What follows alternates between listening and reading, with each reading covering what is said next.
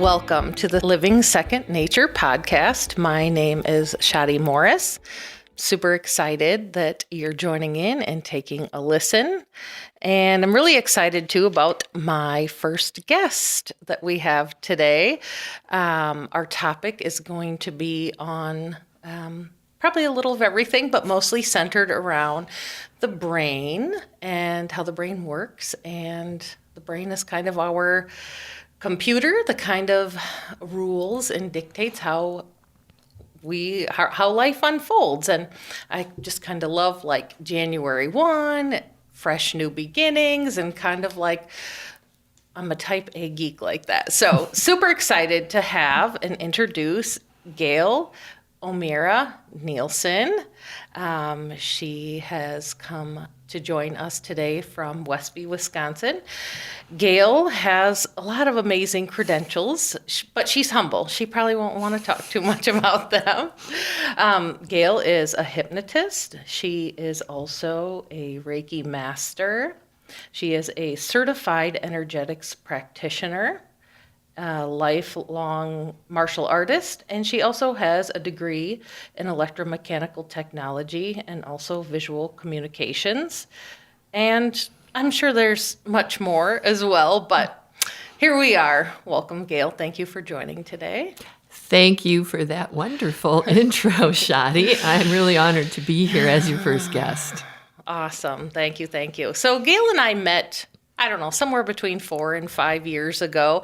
I was seeking out a service. I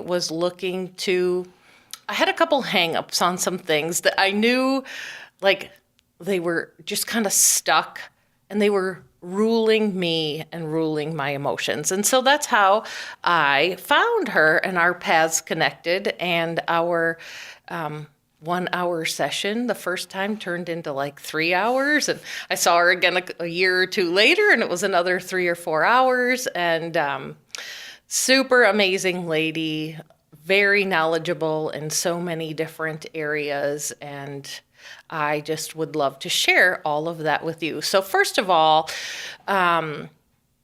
with your career as a hypnotherapist, let's talk a little bit about that. One thing that I've noticed with a hypnotist or hypnotherapy, especially here in the Midwest, it is such a misunderstood and not understood thing. You know, people think about hypnotized or hypnotherapy as the entertainment type, like put somebody under this trance and they do all these goofy things. And it's so much deeper and richer than that. So let's talk a little bit about that. Absolutely. You're right. I think the media has had a huge part in misportraying what hypnosis and hypnotherapy can really be about. The term, I do like to make a distinction between hypnosis and hypnotherapy because in some places the therapy part is regulated as to needing to be like a licensed psychologist or psychiatrist to be able to use that. But in Wisconsin, it is not. It's not regulated that way. And hypnosis, the stage type or the, walk down the street and, shock people into an induction kind of hypnosis, that's what people think. That's what they see in movies. They see that a person becomes brainwashed by hypnosis and they are maybe forced into doing something that they don't want to do. And I always need to reassure people that is not true at all. What hypnosis does is it helps us harness the power of our unconscious or subconscious mind. And I mean, that is what rules our life. Mm-hmm. Our entire life is lived in a trance. Many different small trances, everything from brushing our teeth to driving down the highway. Anything that we do on autopilot, you're actually in a trance to do it. So a trance doesn't feel like you're blacking out, having amnesia, though you may. Just as in highway hypnosis, you drive down the road and an hour later you're at your destination and you don't remember anything that happened between the starting spot and your destination. And it's like, well, sometimes that's kind of cool because that means that your consciousness, your brain, can actually go somewhere and do something else. So that can help us multitask. Our actual brain, the part that we call the left brain, is logical. It uses speech. It interacts with the world in a linear, mathematical way. And of course, it's never as clean cut as the left side only does this and the right side only does this. They do communicate. That's very important to know. But the right side of the brain is the one that's not linear. It takes in all the information around us all the time. It notices absolutely everything. And that information is available at any point in time later on just by tapping into that, I'm going to call it the field of consciousness, that field that actually extends from beyond our physical body out into what appears to be the space in the world around us. And that can interact with other people. So actually, our brain acts more as a transmitter and a receiver than it does as like a mini computer that kind of just takes in data and spits back out data. Yeah, it's so much more multidimensional than what we've been told or led to believe. Right. And so with some of the work you facilitate with helping people lift, get rid of, I don't really know the right word for it, but maybe I would assume traumas, PTSD, all the things that affect us that we're not even aware of on the subconscious level. Yeah. So those are the things that affect us when we're a younger age. Up till about the age of 4, 5, 6, 7, we're pretty open. Our mind is very open to everything. We don't have a censoring part of us. So if you tell a 3-year-old child that there's a purple dragon at the door with a box of chocolates for him, he's going to run to the door and see because he doesn't know it's not a thing. He hasn't learned that yet with his conscious mind. But things can happen. Traumas can happen. And they do happen when we're younger. And we might not even remember it in our, frontal cortex, the executive function that we have. We don't necessarily have a memory of it. However, the effect of that, the feeling that we got from that remains with us for the rest of our life unless we do an intervention somehow. So it could be as simple as a 2-year-old falling in a mud puddle and being traumatized because he thinks he's drowning. And then later on, he might have another experience with water that is maybe slightly traumatizing as well. Then his experience generalizes and he'll perhaps, not always, it just depends on the person, maybe that goes into a water phobia. And he doesn't even know where that water phobia came from as a 30-year-old adult. All he knows is he's really scared and can't go in the water. And so with hypnosis, we can work with that. If somebody has been diagnosed with PTSD, I don't do any diagnosis, of course, or anything like that, and I don't call it a treatment. But I let somebody tell me how they are feeling. How is this feeling affecting the life? And then I allow the unconscious mind of the person, which knows all of that. I don't know, so I don't have the solution, but they do. And I just guide their unconscious mind to come up with that solution. Now, maybe they'll all of a sudden be, oh my gosh, I remember now. I fell in a mud puddle when I was 2, and that's where it came from. It might be just that simple, or it might just be, okay, here's some practices that you can do that can just resolve that now so that they don't need to feel the effect of that trauma any longer. Gotcha. So I'm going to ask a question. I'm not sure if you'll be able to answer it. I'm kind of like a science junkie when it comes to like body and cells. So let's say you have someone you're working with the water example. Do you know on a physiological level what actually shifts in the brain when you are taking someone through hypnosis from some subconscious or unconscious things that are kind of ruling their life and feelings and emotions? Like, what actually happens in the brain when you're doing that? Do you know? Well, I'm not a neurologist, Okay. But I do like to know those things myself. But it's not so much like the physiological brain part that I focus on. Because I do focus on the results and how to get to the results. But I can say that I attended a hypnotherapy conference a few years ago where there was a gentleman that was specifically talking about how trauma is carried in our cells. So when we say that something is carried down for 7 generations, it turns out that it most likely is. In studies with rats, and they do it with rats because they reproduce very quickly, so they can follow the generations. And they had induced a trauma in the rats.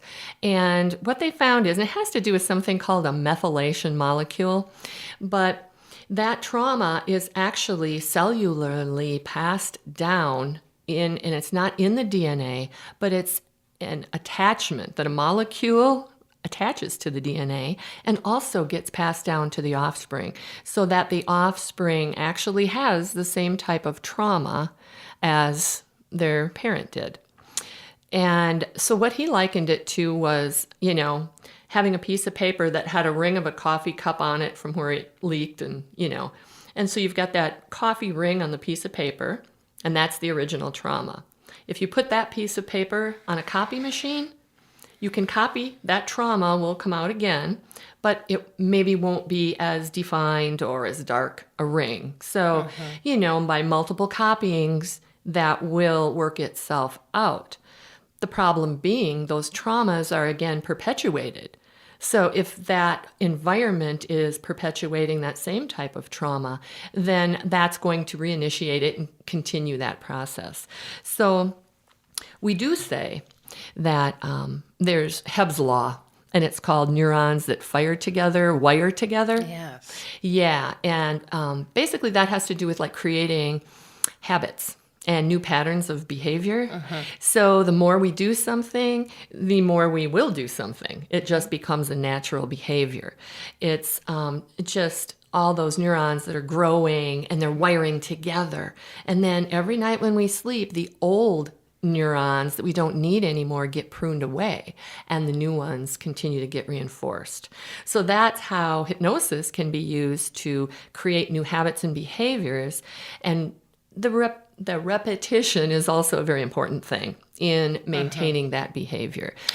Yeah. Oh, I love that. So, there's the 21 days to create a new habit. And that is actually, if I'm correct, the science of the physiological happenings in the brain of the new neural pathways being created from the habit. Yep. And yeah. Exactly. Right. That's it. Okay, so then when we are trying to get away from a habit, I think you just say that again. So what happens when we're not practicing a habit after so long when we sleep at night? What was it that you said happens? Right, that those, the neurons, the pathways get pruned away. Okay. It gets pruned away, and it makes room, because there is neuroplasticity. Now, for quite a few years, we know it's a thing. It's real. And so those new relationships between the neurons can grow and become cemented the more that we reinforce that. So we stop reinforcing the old behavior, and then at night when we sleep, that gets pruned away, and then we create the new behavior, and then that gets reinforced. And we can do that. Hypnosis is one way to do it. Self-hypnosis is a way to do it. Some people do it through willpower and self-discipline, but I like to say, isn't that the same thing really as self-hypnosis? Sure, right, because you're trying to use your mind and create a new pattern. Yeah. So do you feel, let's say someone has a habit that they don't want anymore, do you feel that it is more effective to try to replace that habit with something different, or would it make it easier, or is it more difficult to just try to like stop a habit without replacing it with something else, if that makes sense? Yeah, that is a really good question. You are so good at questions. I love that. Yeah, it's actually really important that something does come in to replace that. Nature abhors a vacuum. We always say that. Well, what does that really mean? If I look at it by asking, the first thing I always ask a client is, what do you want to have happen? And 99+% of the time, they will tell me what they don't want. So we're focusing on what we don't want. Okay, I don't want to feel depressed anymore. I don't want to feel like this. I don't want to do this. Yeah, but what do you want? Okay, let's put that positive thing out as a focus, as a goal. That's your future self. To create. Yes, and so if this obstacle, whatever it is, were removed, then what's keeping you from doing that, right? So we do that. When the obstacle's gone, whatever that thing is, if that feeling, that trauma, that chronic pain in the body is gone because it's not needed anymore, let's fill in that spot with something else that feels really good. Whether it's a happy memory that I can elicit from a childhood or, whatever that is, you can give that memory a color and you can throw that into the body and just allow them to feel how good that feels. That takes up that big hole that you just created where that trauma isn't anymore. And whoosh, all of a sudden you've got this feeling and people can feel it out to their fingertips. And it's like, yeah, we do have to replace those things because we're not a big empty shell. We want to be filled up and fulfilled, right? How do we be fulfilled? We're always going to be fulfilled, but is it going to be something beneficial for us or detrimental for us? Right. Yeah. The brain is so fascinating. I remember, for me personally, my first bit of awareness of the brain and thoughts was probably in massage school, so early 2000s. I would say, I've shared this many times with close friends and clients, that the beginning of my life changing was when I don't even know what we were doing, if we were learning meditation or mindfulness. The school I went to was amazing. It was far beyond massage, but the light bulb moment of realizing that your thoughts, you could choose your thoughts. So my dad is a chronic worrier and tries to control everything because he worries all the time. And I grew up in that environment and was identical, and not ever realizing I had a choice. I would have anxiety and stomach aches as a child, and I still can go back to 22 years ago and remember the moment, the epiphany, and sitting and pondering like, oh my goodness, my thoughts are a choice, my worry is a choice, and I am choosing. And that was the beginning, like I said, the beginning of an entirely different life for me. Yeah, that's amazing. And, And you came to that on your own. Right. Well, the seed was planted and, of course, expanded into other realms and of practice, of course, with it. But I always tell my clients, like, one of my favorite quotes is, either you control your mind or your mind controls you. Oh, absolutely. There's two epiphanies that I had that were similar to that. One was when I was growing up. I was a terrible smoker. I was up to a 3-pack-a-day smoking habit. I loved every drag of a cigarette I took. Now I have a whole different image of you. I'll bet you do. Just kidding. Because I'm way different now. But it never really occurred to me that it was bad for my health and bad for all this other stuff. I just was kind of oblivious to that. I did it because I wanted to do it. And then I started having problems in the winter with breathing, chronic bronchitis. And I hadn't slept in 3 nights, and my husband's like, yeah, we're going to take you to the emergency room. And our car wouldn't start because it was in the middle of winter. It was like 20 below or something. So I took a cab to go to the hospital so they could give me a shot so I could breathe. Mm-hmm. And then I actually had a cigarette in the cab on the way home. But I told myself, this is the last cigarette I'm going to have. And it wasn't because I wanted to quit. It was because I knew I had to. But the way that I did it was I told myself, I am the boss of me. There is nothing else that is the boss of me. I'm not going to let cigarettes rule me. And that was it. For me, it was just like I didn't have the hypnosis to help me, but it was that decision that, like you said, I'm in control of my life. I'm in control of my thoughts and my actions. Mm-hmm. And for me, that was what it took. And that was a revelation. And then many years later, when I was in corporate America, I worked in a lab.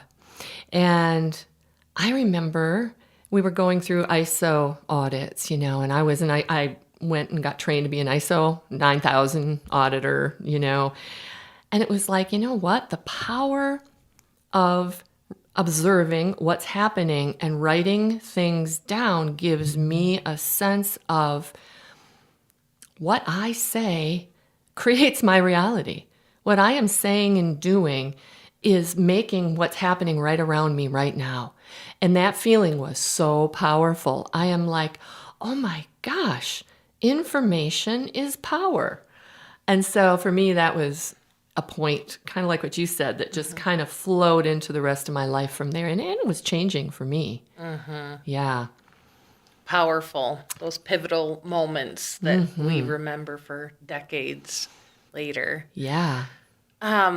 Going back to the brain, this is just kind of a little fun offshoot, but you were talking about the left side and the right side of the brain. People that are left and right-handed, of course, I think if you're a lefty, do you use the right side of the brain more and vice versa? So this is really interesting because there's not 100% on anything like that. So the logical part of the brain crosses over and like right hand connects to left brain. Mm-hmm. So then left hand connects to right brain. But if somebody is a left-hander, it might not go that way, but it also might. Mm-hmm. And it doesn't necessarily switch based on handedness. There's a very good book by Ian McGilchrist called The Master and His Emissary. And it talks all about the difference between left brain, right brain, which one's in control of us, really. And honestly, it is the right brain, I have to say that. But we wouldn't be able to communicate those things if we didn't have the left brain. Mm-hmm. Because that's in charge of language and writing and all that kind of thing. So the thing is they need to work together. And what happens in our culture here, especially Western culture, we really emphasize the linear, logical thinking portion of our brain. And so our other skills like music and writing and imagination and all those things atrophy because they're not encouraged in schools. They're not taught in schools. And I mean, I'm 64. I remember when I was in school and we used to have music classes. It was required. We had music, we had art, we did all those things. And now there really isn't anymore. It's not a focus. Sports is a focus.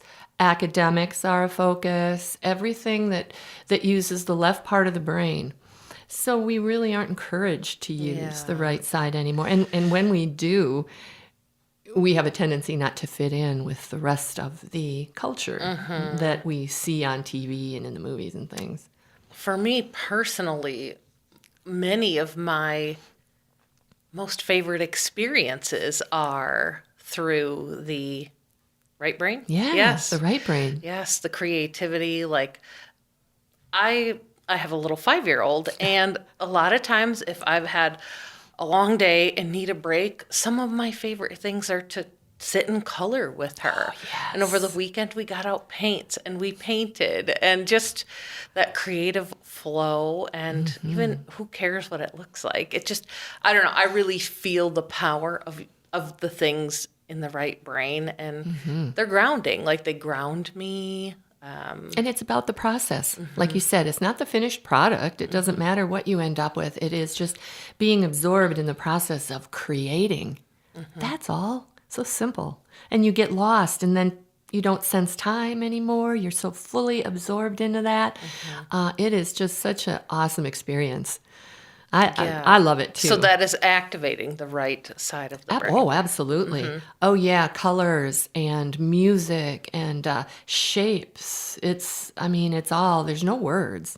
There's no words. And we're also at that point tapping into the real power of who we are and expanding beyond what appears to be our physical limits, or even what we think of as our energetic biofield, which extends out from our body, of course. But I'm talking about extending all the way and connecting with source, right? I mean, we have that ability.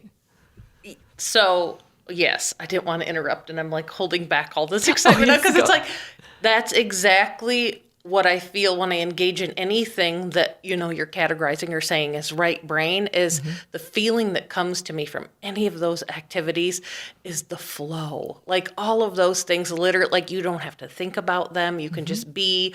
All of those activities just flow through you. And it's freeing to me. Like that's how I would describe the experience of any of those right brain activities, is just free. Absolutely. Freeing. Well, and here's something we don't think about very often. Even very brilliant people that are scientists, like Einstein or Buckminster Fuller, or people like that who have had, very scientific breakthroughs for humanity. They got them not from the left side of their brain. It was a flash of insight that they got, like after a dream, or all of a sudden they had, the snake eating its tail, for benzene, the benzene molecule and things like that. And it's like, that didn't come from a textbook. That didn't come from 1 + 1 = 2. That came from the inspirational place that has to do with the right brain, the unconscious mind. That's the flow state. Yeah. I can completely understand that. I operate very much the same way, whether it's like how the room is decorated or what my next thing is. It's things I don't create in my mind. Like the ideas flow to me and through me. Through you, yes. So, yeah, I can totally... Yeah, and I feel like a lot of, like you said, the scientists and the greats of past history that have created... it's not necessarily sitting down and studying hard and using that part of the brain. It's when they let go, or they're doing a different activity and they're not stressing and trying so hard, like that letting go. Then the flow just opens right up. And, absolutely. And it feels so good afterwards. It's like, whew. So that's the key in. So it's like, I always look for a hook in to something when I'm working with a client. It's like I just talk and let's see where the language takes us, because that's a hook in. But it always ends up being feeling. So feeling is your unconscious mind. That is your subconscious or unconscious feeling. So you mentioned like when you were younger, that feeling of anxiety, in the stomach. In the stomach, for sure. Yes. So we know we hold certain kinds of feelings in different places in the body. I used to get that too. I was being bullied in school. I didn't fit in school when I was younger. I was one of those, odd people out all the time. That was me, total geek. Always playing my guitar and, drawing and doing weird things, not doing sports and hanging out with All people. these right brain things. All the right brain things. And, so I got bullied. I had one person that bullied me when I was in school, but I constantly had that feel. I was sick to my stomach all the time. And so I started keeping a case of Mylanta, that chalky liquid that you drink to make it feel better. I'd put that in my locker and I'd be drinking Mylanta. And it got so bad at one point that they took me to the doctor because I started getting this rash up my arms. Because every day I was getting bullied, and then every day that rash would go further up my arms, and they put me on tranquilizers. And those things were strong, let me tell you. But, that's not a good solution if we would have known about hypnosis. Was the tranquilizer a shot in the behind? No, it was pills. I just asked because there was a few times when I was a child where my stomach I would just lay there and scream, and my parents didn't know what was wrong, and they took me to the hospital a couple times, and I got a shot of something in the hiney, and that's what it was like they gave you tranquilizer to. Okay. So they eventually figured out it was nerves, but I didn't know. Like when you're a child, you can't identify. No, you have no idea. And I wasn't being bullied. I don't even know, but I would get something I would be worried about, and build it bigger and bigger and bigger. And when you're a kid, you can't verbalize anything you're nervous about. Right. So you're just learning the world. You're learning your way in the world. And our support systems haven't been the best, So it always excites me when I see that there's new alternatives and modalities that can help people very quickly take a non-drug approach. I just think that, again, I believe in the power of our mind and the power of our consciousness, and that we can control anything at all with that. I totally agree. So let's go to, so you are a lifelong student of martial arts.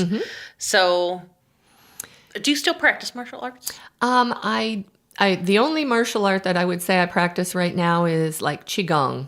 Or Tai Chi. I do some of those movements for energy, grounding. Every now and then I do pick up my sword and work a little bit with that. But I retired from actively teaching martial arts several years ago. I maintain the concepts and all the lessons that I learned and the invaluable friendships, the camaraderie. I trained in several different martial arts. I went up to a third degree in a Taekwondo-based one called Kyukido, which incorporated some Hapkido and Judo in it, which I wasn't a fan of. Katori Shinto-ryu, which is a Japanese national treasure. It's a sword style that's very ancient that comes from Japan. And then Bujinkan is the umbrella term for the organization that teaches samurai arts and ninja arts, different arts under the umbrella of one organization, run out of Japan by Hatsumi Sensei. So, I've trained in Japan, and that's where I got my rank for that. So it's a part of me. Did you work your way up as high as you could go? I don't really know how. I don't think there is. I don't think there's an upper limit to that. So, were you a black belt? Is that a thing? Is that still a thing? Oh, that's a thing. Yeah. Okay. I mean, they back then. So, like for instance, in Katori Shinto-ryu, they don't give different colored belts because they didn't have belts. That's more of a modern thing that we've done to show a type of achievement. Back then, your type of achievement was, well, you get to live because you're better at the sword than anybody else, right? Gotcha, yeah. So I got a third degree black belt in Kyukido, and I have an eighth degree in Bujinkan right now. But they go up, Bujinkan goes up to 15 degrees, and most of the other ones go to 10. That's usually typical for like Americanized martial arts. But I don't like it when they call people masters, master this, master that. I mean, are you really a master? What does that really mean? I think we're always learning, and always learning more, and the learning's not always physical. The learning, it goes beyond that until it's Expansion. a lifestyle. Yeah. Yeah. So, yeah, I would say it just continues on no matter. Yeah, no matter. My music therapist, Brandon Westholm, that works here, he made the same kind of comment a few months ago in a conversation. And he's like, well, I wouldn't call myself an expert. I don't really know what level I would have to be at to consider myself an expert in anything. So, Right. So I bring up the martial arts because I wanted to link into talking about the brain with athletics. So I have a couple children who are athletes, and I've been a brain and visualization junkie for the whole time I've been a mom. And so what I've noticed is with a lot of athletes that are very good at what they do, if you listen to some interviews, they'll talk a lot about the use of their mind and visualization. And I know you mentioned in one of the workshops here as well about that, and that the brain and the body don't know the difference between you actually going through the motion or you visualizing it. Talk a little bit about that, because that's so good. Yes. So it's so to put it in the context that I was using it in when I mentioned it in the workshop was so martial arts. I would need to prepare because in some there's tests, right? In the Taekwondo, there's always tests. So laying in bed the night before a test, I would visualize and go through everything that I needed to do. And just laying there being still and just visualizing that and imagining myself going through the moves, it activates the same muscles as if I'm out there doing it. So then I can get the muscle memory into the body and work on the memorization at the same time. But they have done studies and shown that, Yes, it's all science proven. It is all science. And that's a lot of times what gives people the edge. Yes. Is that mind and how that mind works, and it gives you just that little bit of benefit over your competitor, Yes. perhaps, right? Yes. Especially like in golf, right? Because golf is just as mental of a game as it is a physical game. So yeah, all professional athletes use some form of visualization. They don't call it hypnosis, but really, what's the difference between hypnosis and visualization anyway? Right, because at the last workshop I attended that you hosted here, put on here, we were trying to define what is hypnosis, and I think the best words that we came up with was a relaxed state of focus. A focused state. Yeah, Yep, a it's a focused focused state of, and it's, I would call it relaxation because that's like part of flow is that there's no trying, there's no striving, there's just allowing in that flow state. But the way that we get to the allowing is by doing things first and imagining and going through it in the mind. The mind creates it. As Edgar Cayce used to say, thoughts are things, mind is the builder. So that is putting our thoughts out with an intention is what builds our reality around us. So yeah, I mean, I can work up a sweat just laying there thinking about doing different, routines or dance or whatever it might be. For me, it's just the same. So fascinating. Let's see. So one of the things I wanted to talk about was sound frequencies. So with the brain, I don't know a whole lot about that, but what can you tell us about like different sound frequencies? I know like you can Google search in YouTube, like sound frequencies to heal a wart. Like there are, it's like anything. Like a lot of my clients, if they are suffering from anxiety, you can be general or you can be really specific, like anxiety around an upcoming whatever event, or like there's so many different things available out there. How do the sound frequencies affect the brain? Is that something that you're knowledgeable on? Oh, yes. So, sound frequencies, which are just frequencies, right? They can be sound, frequencies can be colors, they can be shapes, angles, they can be any of those things. So when we talk about sound frequencies, we normally think of sound within the range of our hearing. Like, what can we perceive for sound? And if our brain is perceiving the frequencies, it can get entrained with those frequencies. So when you go out to YouTube and you find binaural beats, right? Brainwave entrainment.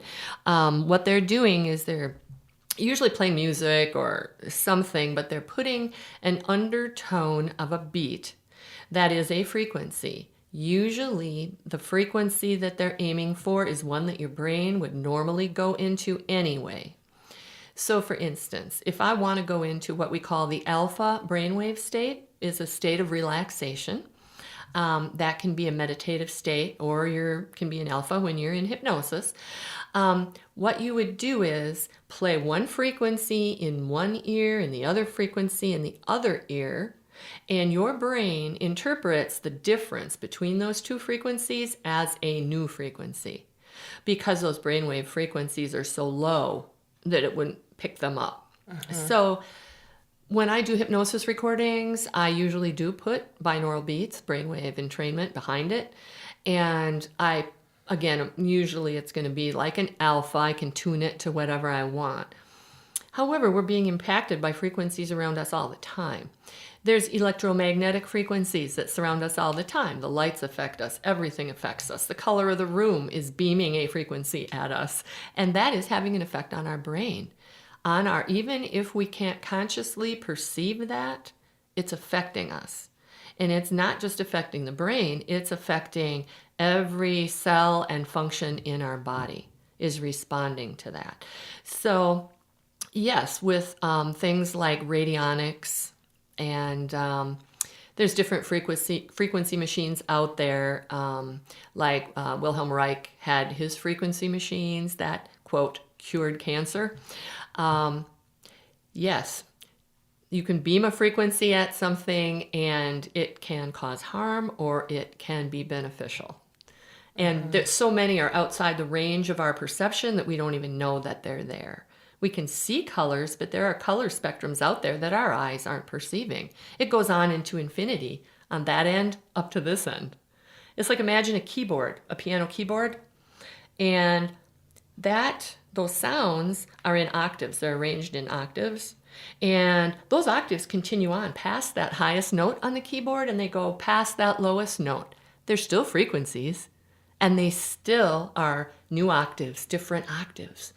And they all affect us in a different way. It's fascinating. When you talk about frequencies, everything is frequencies and resonance. So when our body resonates with a frequency, if we resonate with a thought, then we take that thought on. Just like a opera singer, smashing that glass with her voice. When her voice hits the resonant frequency of that glass, that's when the glass breaks. Then you know you're in resonance, like tuning forks are in resonance. So if I play a tone here, part of your body is going to resonate with that tone. And if that frequency is beneficial for that part of your body, it's going to resonate with it, and it's going to be good for you. To just put it very, very simplistic terms. Yeah, but so fascinating. I mean, that could be a whole talk in itself. Oh, it is. It absolutely is. Walter Russell did a lot of work on that way back when.